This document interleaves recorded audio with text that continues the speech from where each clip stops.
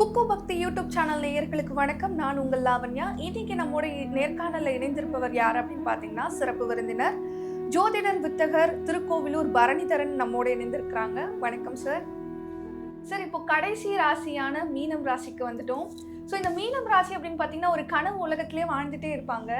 So இவங்க எல்லாரும் நம்ம ஏமாறவும் செய்கிறாங்க அப்படின்னு சொல்கிறாங்க. ஸோ இவங்களுக்கான அட்வைஸ் என்ன சார்? இந்த வாரத்துக்கான பலன் எப்படி இருக்கும்? பொதுவாக அது 12வது இடம், கடைசி மோட்ச ராசி. எப்படிங்க? அது பேர் மோட்ச ராசி. கற்பனை, கனவு அதில் தான் வாழ்ந்துட்டு இருப்பாங்க.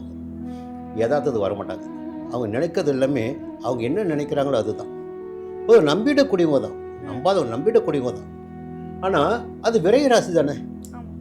மோட்ச ராசி என்பது ஒரு பக்கம், விரைய ராசியும் அது தானே. அப்படிங்களா? விரயம் செய்திடக்கூடிய நிலையும் அவர்களுக்கு இருக்கும். நம்பி கூட விரயம் செய்யலாம். அப்படிங்களா? வாழ்க்கையில் ஆனால் என்ன இன்னொரு பக்கம்னா, இந்த மோட்ச ராசியில் பிறந்தவர்களுக்கு ஒரு சக்தி உண்டு. உங்களுக்குன்னு ஒரு சின்ன ஒரு ஆசை ஒன்று இருக்குங்க. மீனராசியில் நீங்கள் பிறந்திருக்கீங்க. இந்த இடத்தை ஒரு நாளாவது நம்ம எட்டி பார்த்து விட வேண்டும். இந்த இடத்தில் நம்ம அமர்ந்து விட வேண்டும். அது அரசியலாகட்டும், இலக்கியமாகட்டும், சினிமாவாகட்டும், கதையாகட்டும், கட்டுரையாகட்டும், ஏதோ ஒன்று நீங்கள் நினைக்கிறீங்க, இது நமக்கு கிடைக்காதா, ஒரு ஏக்கம் இருப்பாங்க. அந்த ஏக்கத்தை நிவர்த்தி செய்து கொள்ளக்கூடிய ராசி மீனராசி, மோட்ச ராசி, விரை ராசி.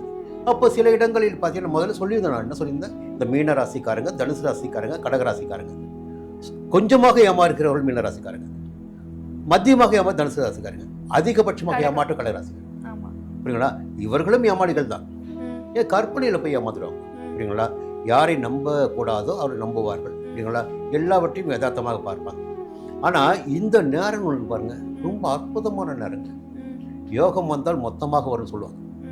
அப்போது பொதுவாக வார பலனை பார்க்கின்ற போது திங்கட்கிழமை, செவ்வாய்க்கிழமை, புதன்கிழமை காலை உழைப்பு அதிகரிக்கும், உழைப்பிற்கேற்ற ஆதாயம் கிடைக்கும், சந்தோஷமும் கிடைக்கும். ஒவ்வொருவருக்கும் ஒவ்வொரு விதமான இடம்தான் சந்தோஷம். அந்த சந்தோஷம் அவ்வளோ கிடைக்கும்.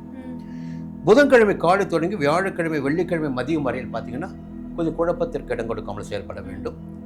சில பேருக்கு பார்த்தா காதல் கூட ஏற்படும். 5ஆம் இடம் காதலையும் உண்டாகும். புரியுங்களா? அங்கே போய் ஏதாவது சிக்கலில் மாட்டுவாங்க. அப்புறம் பார்த்தீங்கன்னா வெள்ளிக்கிழமை மதியம், சனிக்கிழமை, ஞாயிற்றுக்கிழமை 6ஆம் இடத்துல கொஞ்சம் உடல் ஆரோக்கியம் மேம்படும். வம்பு வழக்குகள் எல்லாம் இருக்கும். தொழிலில் கொஞ்சம் முன்னேற்றம் இருக்கும். வழக்கு ஜெயமாகும். இப்போ சந்திரனுடைய சஞ்சாரம் எப்படி இருக்கு? இன்னொரு பக்கம் பார்த்தீங்கன்னா யோகத்தை கொடுக்கின்ற அளவிற்கு 4 கிரகங்கள், இந்த நேரம் 5 கிரகங்கள் வலிமையாக. முதல்ல பார்த்தீங்கன்னா கேது 6ஆம் இடத்துல, ருணரோக சத்துரு ஜெயஸ்தானத்தில் கேது சஞ்சரிக்கின்ற காரணத்தினால் எல்லா விதமான சங்கடங்களும் இவர்களை விட்டு போய்விடும். எதிர்ப்புகள் இவர்களை எதுவும் செய்யாது. நோய் நொடிகள் இருந்தால் நோய் நொடிக்கு நிவாரணம் கிடைக்கும். வழக்குகள் இருந்தால் வழக்கு ஜெயமாகும். ஒரு விஷயம் அப்படிச்சா. அடுத்து ஒரு 12 ஆண்டுகளுக்கு பிறகு பூர்வ புண்ணிய ஸ்தானத்துக்கு குரு வருவார். இவங்க ராசியாதிபதி குரு தான். அப்போது கடகத்தில் போய் உச்சமாக சஞ்சரிக்கிறார். உச்சமாக சஞ்சரிக்கின்ற குரு ஜென்ம ராசிக்குள் சஞ்சரித்துக் கொண்டிருக்கின்ற சனியினை பார்க்கிறார். சனி குரு 5ஆம் இடத்தை சஞ்சரிப்பது யோகம். குழந்தை பாக்கியம் கிடைக்கும், கொஞ்சம் பெருமைகள் கிடைக்கும், பட்டம் பதவி கிடைக்கும், பூர்வ புண்ணிய பலன்கள் எல்லாம் கிடைக்கும். இப்போ ஜென்ம ராசிக்கு சனி இருக்காருல்ல, அவர் கடுப்பார் இல்லை. அந்த சனியினையும் குரு பார்த்து சனியினால் சங்கடங்கள் ஏற்படாத அளவிற்கு உங்களை பாதுகாப்பார் மீனராசி. அப்போ அந்த இடம் மட்டும் கிடையாதுங்க, சனி 3ஆம் இடத்தையும் 7ஆம் இடத்தையும் 10ஆம் இடத்தையும் பார்ப்பார். புரியுங்களா? அப்போ 7ஆம் இடம் கணவன் மனைவிக்குள்ள ஒரு சங்கடம் வரும். 10ஆம் இடம் தொழிலில் பிரச்சனை வரும். இப்போ குரு பார்க்கின்ற காரணத்தினால் அந்த இடங்கள் எல்லாம் சுபத்துவம் அடையும். குடும்பத்தில் நிம்மதி இருக்கும், தொழிலில் நிம்மதி இருக்கும். அப்படிங்களா? ஜென்ம சனி இவளை பாதிக்காது.